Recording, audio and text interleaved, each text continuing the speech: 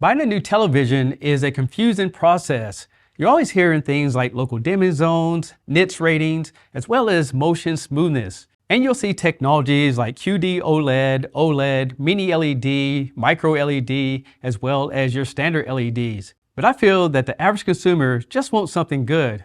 So I put together this comparison video to show you guys two of the hottest TVs on the market right now. On this side, we have the TCL QM8, and over here, we have the Hisense U8K. Now, both of these TVs are high performance, and I feel that you'll be happy with either one. But this video is all about comparing all the little details and pros and cons of each model so you can make the best decision for you and your family. So let's get right into it. So the first thing I will show you guys is the breakdown of each TV. First of all, the U8K is an 8-bit panel with frame rate control, and the TCL is a 10-bit panel. Both TVs have 120 Hz, but the TCL does have more nits and more local dimming zones. So I searched about 10 different websites and I couldn't figure out what type of panel the TCL uses, nor could I find out which processor it used. But for the Hisense, I will tell you this. The 55 and the 65 uses VA panels, and if you go to the 75-inch, it uses the IPS ADS panel. And this TV is powered by the MediaTek MT9618 processor. The first thing we're going to look at is some content on YouTube TV, and the things I notice here is that the TCL is significantly brighter on the same scene, but as you look at the graphs, you can see that the Hisense has a lot more darker details. But when I played something red on both television, it looked to me that the TCL definitely shows the reds a lot better than the Hisense does in this particular scene.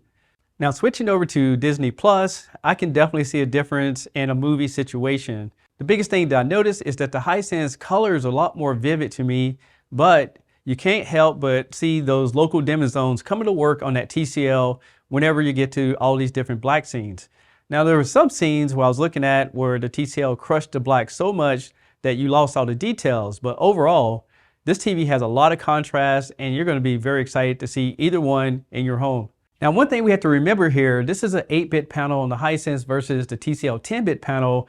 And overall, I was pretty impressed with both televisions, but you know the TCL did edge out the Hisense just a little bit more because it has more color capabilities, which I did notice as well when I was doing an artifact test. And you can see that the Hisense is doing a really good job, but the TCL actually picks up a better color profile overall. Now the next thing I did was some contrast test, and you can see that the TCL does have a smoother gradient overall, and again that 10-bit panel is kicking in. And the uniformity on both TVs were very similar. I didn't see too much vignetting except just a little bit on the edge of both televisions. And the last thing I went to check was the motion on both televisions, and I went through the settings of the Hisense, but at the end of the day, the TCL was much smoother even if you customize the Hisense. Looking at the viewing angles, it looks like both TVs are VA panels because as I get off axis, you do lose a little bit of resolution, but I will tell you that the viewing angle is great on both televisions. And when it comes to blooming, I think both TVs did a really good job, but again, you can see that brightness difference in the TCL. And also want to show you guys the standby lights on the TV whenever you're not using it. The Hisense has this little ring that glows on your table, which is cool. And the TCL has this little dot, which is great as well. So if you was wondering about picture quality, I hope that helps you guys out. And it was very painful for me to film that, but it is reality. Next, we're going to talk about the connections on the back of the TV, starting off with the U8K. You got this ventilation here at the top. Over here, it actually has extra speakers in these little cabinets right here to create a better surround sound. Over here, we have a subwoofer to deliver that punchy bass. When it comes to the inputs, this TV has two USBs. It has a serial connection for service ports as well as CalMin software. There's a total of 4 HDMIs. 2 of them are 60 Hz and 2 of them are HDMI 2.1s. That's good up to 144 Hz. Plus you have an ATSC 3.0 tuner and a headphone jack. Over here we have the LAN connection for connecting to a router, and you do have that fiber optic output. And you can mount this TV on the wall. All you need to do is just remove these screws and match it up with your wall mount bracket. Now let's take a look at the TCL QM8. On the top here you have some ventilation. There's also a active subwoofer here on the back, and they call it Ultra Bass. Now this TV has a mount here for the foot, and you can adjust it, but the thing is, when I was putting this TV together on the unboxing, there's some little clips that you need to pull out so you can access those screw holes. Now this TV does have a bunch of inputs. We'll go over that in just a minute. And on this side, you're going to find the power cord. Now, the great thing about the TCL is that it has these covers, so you can literally put it over here to hide all your connections, and it looks very stealthy. Over here, you can find your Ethernet connection. There's a 4K 144 Hertz connection. There's also a 4K 120 Hertz connection. These are HDMI 2.1. And over here, we can have a 4K 60 Hertz, and there's one right here for eARC, so you can have two gaming consoles and have a separate soundbar. Now, this is an ATSC 1.0 tuner. I did make a mistake and said it was a 3.0 in a previous video, but we have one USB, an AV input, a headphone output, plus there is a fiber optic output on this one. So what does this mean to you? Well, the Hisense has an extra USB, has a connection for calibration software, and it has the ATSC 3.0 tuner. When we go to the TCL, you have one USB instead of two, and it doesn't have that connection for calibration, but you do get two HDMI 2.1s and a separate eARC. Another thing I want to tell you about the Hisense is that it supports a technology called WiSA SendSound. And with this technology, it's going to allow you to take an adapter, plug it into the HDMI eARC port, and allow you to transmit your sound up to 8 speakers wirelessly as long as they're compatible with the wireless device. So that's pretty interesting that you have this new technology built right in.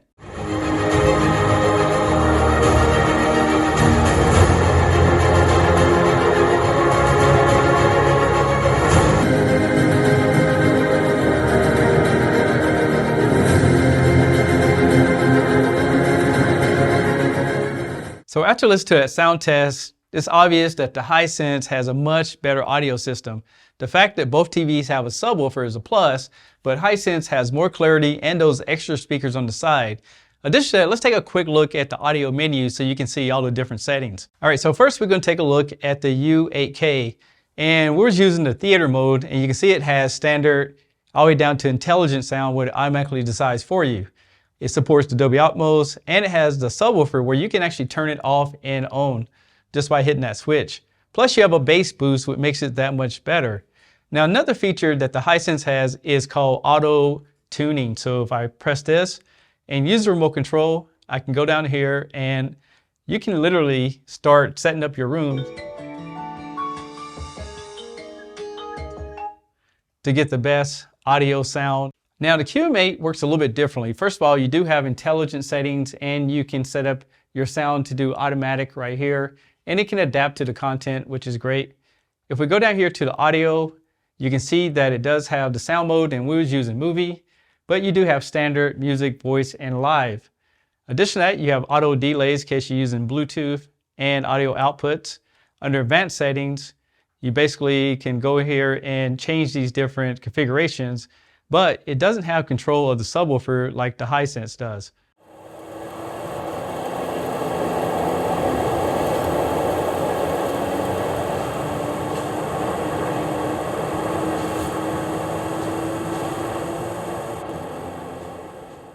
In my opinion, I really like the TCL and I like the Hisense, but when it comes to gaming, I think the Hisense has a slight edge when it comes to color reproduction. Plus, there's a couple more things that you need to know when you put the TV in gaming mode. On the Hisense over here, we have frames per second, HDR, VRR, and then you have this little piece right here where you can have the frames to display on the screen. You do have your dark details, and over here you can turn on FreeSync if you want, and that's great for Xbox or PCs.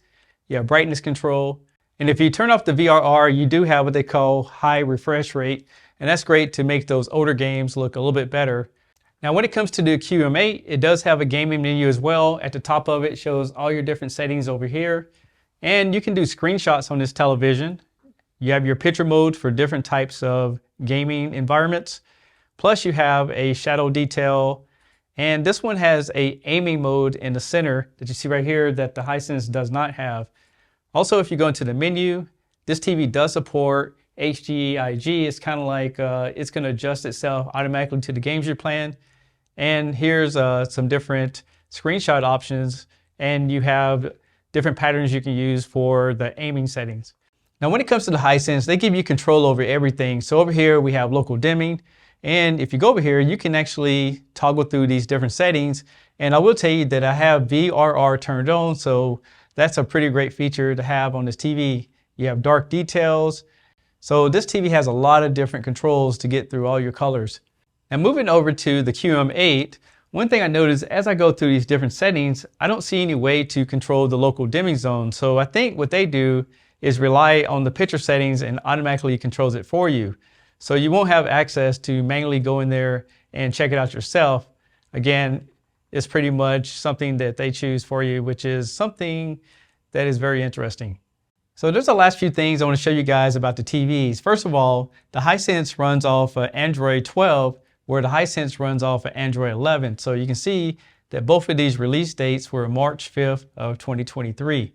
By the way, here's a quick update. TCL did update the firmware last night, but it seems just to be a security patch. So just wanted to chime in and let you guys know that. Now, when it comes to storage, the Hisense has 19 gigabytes and the TCL has 23 gigabytes. Plus, you can use a USB drive to expand that if you liked. Both TVs do have this ambient mode, and you can customize it at the bottom like you see on this Hisense on either TV. But I want to show you this, guys, that if you're not using a television, you can just basically have it display in some type of screen, including family photos, if you want to use the Google account that's in the TV. You can also cast your phone over to either TV. Both of them supports Apple AirPlay and HomeKit, so you can use Siri to control the televisions.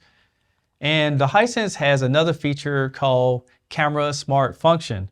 Now, if you turn this on, you can notice that I did put a camera on top of the TV. And with this, you can do different gestures. For example, if I put up one finger, I can mute the television. If I put up two fingers, I can turn the TV off. And if I put up three fingers, I can play and pause the content, but keep in mind that that camera is optional and it's a webcam that I use on my other computer. Now, Hisense doesn't have this, but you can add your TCL account to the television. You have parental control, which both TV have that. You have the Game Master, which I showed you guys earlier. And on the TCL, you can adjust your standby light on the front of the TV. And I'm not finding it on the TCL, but I will tell you that the Hisense, you can add Alexa to this TV. So if you have Amazon set up in your home, this is going to allow you to use your Amazon devices to control the television and do basic features. Now here's the main menu. Both TVs are very snappy. They're very fast to get through all the different settings. They both support Google TV and Antenna TV. You have an app store, so you have access to the exact same setup. So let me give you my opinion about both TVs, and I'm going to stay as unbiased as I can because I really feel like these TVs are for two different people. When it comes to the TCL, I mean, we can't go to the fact that it is a 10-bit panel. You have all those local dimming zones. You also have that brightness. So this TV is beautiful whenever you put a signal on it. It's got that nice pedestal design. It's got that chic look on the back with the covers to hide all the wires. Two HDMI 2.1s with a separate eARC is something that everyone wants, or at least have 4 HDMI 2.1s. The only thing that I would say that needs room for improvement for me is that I felt like I couldn't control anything. I felt like everything was pretty much automated. For example, when you're playing games, you can't go in there and adjust your local dimming zones or anything like that. It's all preset for you. With that being said, that'll be the next thing I would consider on the next version of a TV like this, is just give the user a little bit more control. But overall, if you buy this TV, you're going to be happy. Now let's talk about the U8K. U8K is a different type of television. What I mean by that is that Hisense give you control over just about everything. If you're gaming, you have access to your local dimming zones. Also, the audio system is so much more robust. It's just beefy. I mean, you don't even need a soundbar with a television like that. I also like the fact that Hisense really did a good job with an 8-bit panel with frame rate control, so you're gonna have everything you need.